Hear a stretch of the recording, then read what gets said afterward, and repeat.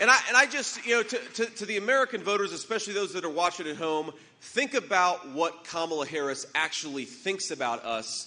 If she's talking not about young Marines losing their lives, if she's talking not about how to reimpose border security, she's not talking about how to make groceries more affordable. She's talking about Donald Trump, and she's going around and campaigning with washed-up politicians like Liz Cheney.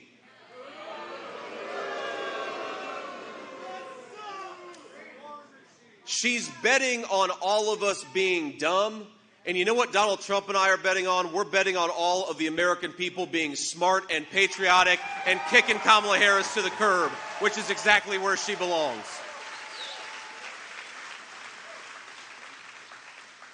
Now, I just say this, but, I watched this event with Kamala Harris. Remember a couple months ago, the media was all focused on how Kamala Harris, she was the candidate of joy. The candidate of joy. Well, we've got all the joy in this room right now in the Trump events. We're having a good time, and we're going to have a better time on November 5th.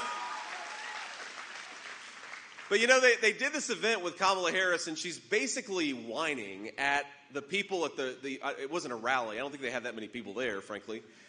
But she's whining at people for thinking that Donald Trump is funny. And she's like, how dare you have a sense of humor, and when a guy cracks a joke, you actually laugh at it.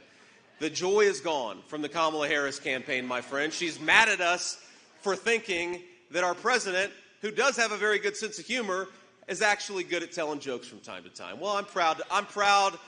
Politics doesn't have to be dull and boring. Sometimes you can have a good time, and I think Donald Trump recognizes that better than anybody.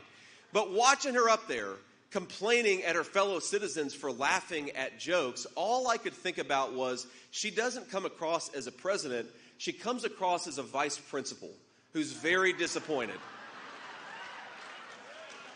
She's very disappointed in us. She's very disappointed that we laugh at jokes from time to time. She's very disappointed that we want to pay lower prices for groceries and housing. She's very disappointed that we want to close down southern border. And she's very disappointed that in 2 weeks we're going to tell Kamala Harris, you're fired, get the hell out of Washington, D.C.